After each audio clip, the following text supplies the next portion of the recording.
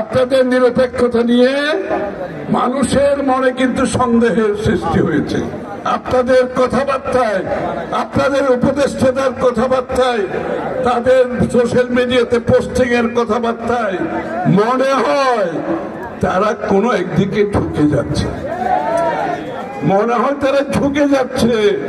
সেই সন্দেহের উদ্রেক যদি হয়, বাংলাদেশের জনগণের কাছে আপনাদের আর কোনো গ্রহণযোগ্যতা থাকবে না। আর যদি গ্রহণযোগ্যতা না থাকে, তার ফলাফল কি হয়? শেখ হাসিনার পালিয়ে যাওয়ার থেকে আমাদের সকলকে শিক্ষা নিতে হবে।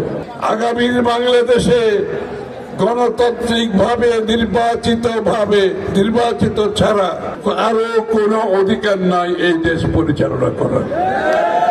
এই দেশ পরিচালনা করতে হলে এই দেশের মানুষের ম্যান্ডেট দিতে হবে, নির্বাচনের মাধ্যমে নির্বাচিত হতে হবে।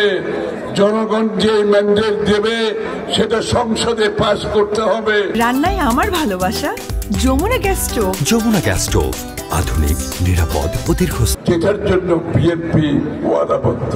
বাংলাদেশে শেখ হাসিনা পালিয়ে যাওয়ার পরে বাংলাদেশের মানুষের মনোজগতে যে পরিবর্তন হয়েছে, যে পরিবর্তনের মনোজগতে বাংলাদেশের মানুষ যে পরিবর্তন চাচ্ছে, বাংলাদেশের মানুষ যে সহনশীল রাজনীতি চাচ্ছে, বাংলাদেশের মানুষ যে সৎ রাজনীতি চাচ্ছে, বাংলাদেশের মানুষের যে নতুন আকাঙ্ক্ষা সৃষ্টি হয়েছে, সেটা আমাদের সকলকে ধারণ করতে হবে। আমি আপনাদেরকে নিশ্চিতভাবে বলতে পারি, জনাব তারেক রহমান সাহেব, বিএনপির নেতৃবৃন্দ, বিএনপির সর্বস্তরের নেতা কর্মীরা সেটা ধারণ করতে সক্ষম হয়েছি আমরা ইনশাআল্লাহ। এবং সেইভাবে আগামীর বাংলাদেশ গড়ার প্রত্যয় নিয়ে আগামী দিনের যে বাংলাদেশ হবে, সেই বাংলাদেশে, নতুন বাংলাদেশে আমাদের রাজনৈতিক সংস্কৃতিতে পরিবর্তন আনতে হবে। অর্থাৎ অন্যের সাথে যদি আমি একমত না হই, তার সাথে আমার যুদ্ধ করার কোনো দরকার নাই, তার সাথে দ্বন্দ্বে যাওয়ার কোনো দরকার নাই। তার মতের প্রতি আমি সম্মান জানাবো।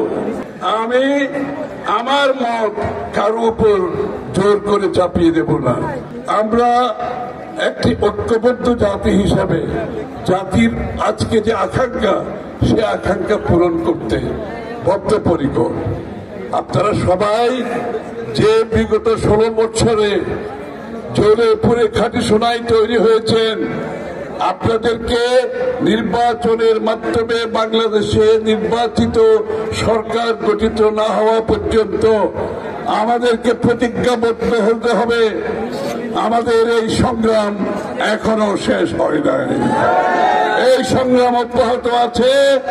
এই সংগ্রামে যেভাবে শেখ হাসিনাকে বিদায় নিতে হয়েছে, বাংলাদেশের গণতন্ত্রের পথে যদি কেউ বাধা হয়ে দাঁড়ায়, তাদেরকে মোকাবিলা করতে বিএনপির এই ত্যাগী নেতা কর্মীরা কিছু মাত্র দ্বিধাগ্রস্ত করবে না।